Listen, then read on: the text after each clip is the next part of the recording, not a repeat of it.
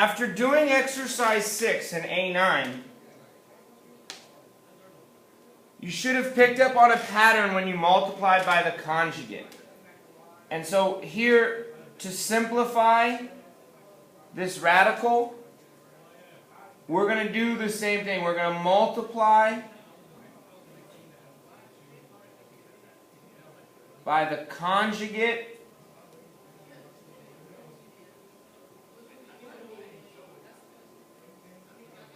of the denominator.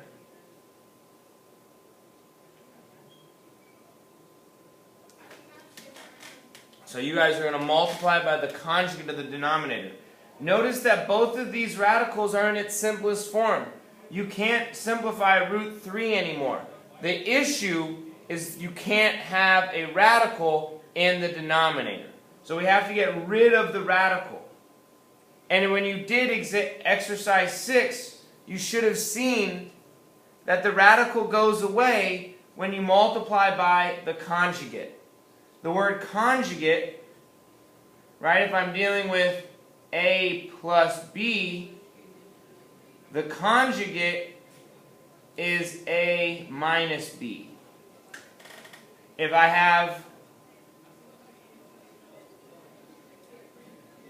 x plus the square root of y, the conjugate is x minus the square root of y.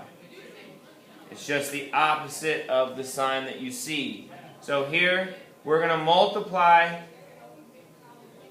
by a 5 plus 2 root 3. So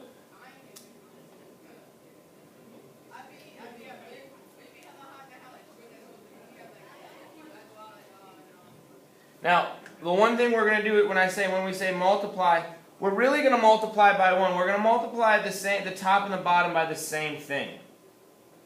So we're going to multiply it by the conjugate of 5 plus 2 root 3 and 5 plus 2 root 3. Remember that when we multiply by something, by the same thing here, right? When the top and the bottom are the same, when the numerator and the denominator are equal, we're really not changing the value because this just equals 1. And whenever you multiply by 1, you get the same result. So, when you multiply, you get 5 root 3 plus 2 root 9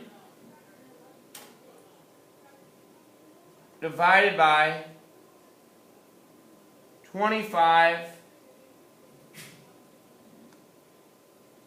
minus 4 root 9. How did I do that?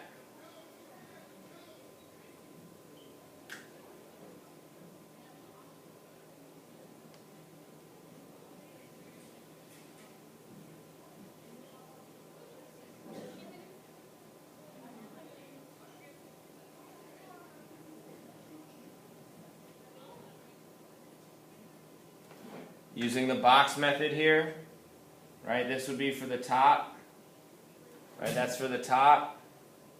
For the bottom, each term in each row gets a column. 5 minus 2 root 3 and 5 plus 2 root 3. If you were to do your box here, you would see that you would arrive here.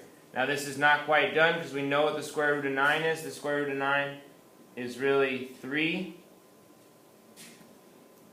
2 times 3 is 6. 4 times 3 is 12. So we're left with 6 plus 5 root 3 divided by 13.